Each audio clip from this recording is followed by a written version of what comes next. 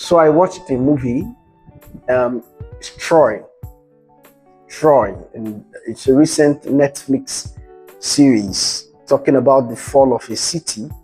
And it's not just a movie; it's actually bringing to life the story of the poet Homer, who wrote some Greek mythological stories. In other words, it may be true, it may not be true, but the Greeks believe that, oh, this happened at some point in the world.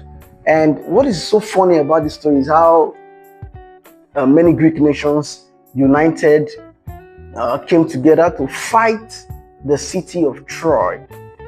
What caused this battle? A woman, Helen, the Paris, also known as Alexander, the son of the king of Troy, Priam. While Paris was visiting one of these Greek nations, he was so intoxicated. He felt he had fallen in love with a woman, another man's wife, you see, Menelaus's wife, Helen. And he sneaked her away from her nation to his own nation, because both of them believed that they had fallen in love.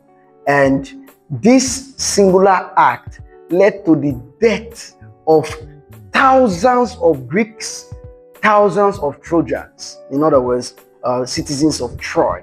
Many people died, including Paris, also known as Alexander, his father, his brother Hector. Many of them died, but you know what?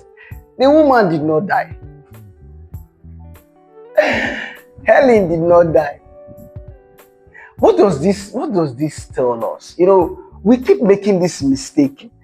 Whether it's a historical event or whether it's a myth, whether it's just a movie, the thing is that sometimes we fight over very irrelevant things. There is a saying that tells us, choose your battles wisely.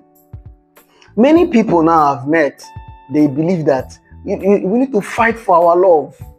You need to fight for love. How do I know that you love me if you will not fight for me? Let's go. Fight against your parents because you're in love with someone. Fight against your friends.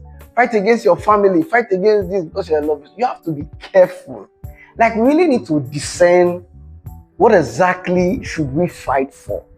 Nobody is saying you shouldn't defend your family. No one is saying you shouldn't defend one that you love. But you need to choose your battles wisely.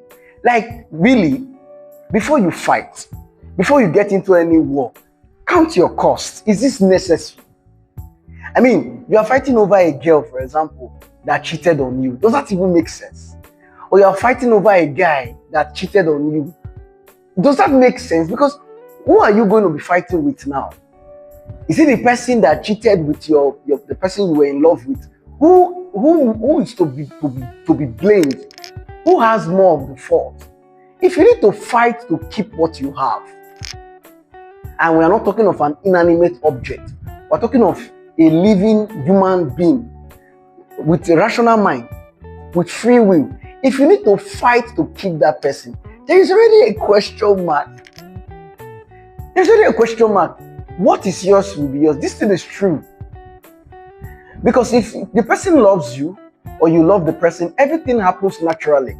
When you have challenges, you find a way to survive naturally. If there will be any reason that will make you think of another person as being more lovely than your spouse, or vice versa, if there will be anything that will cause that, something is wrong with professing your love. Because love is not emotional.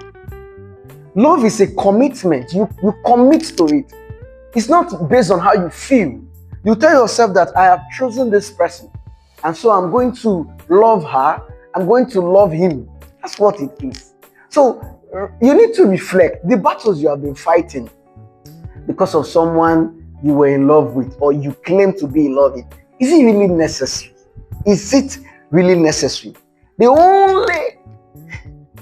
only love that I think we can fight for, and it's not even fighting in the way human beings understand, is the love of Christ. What does that mean?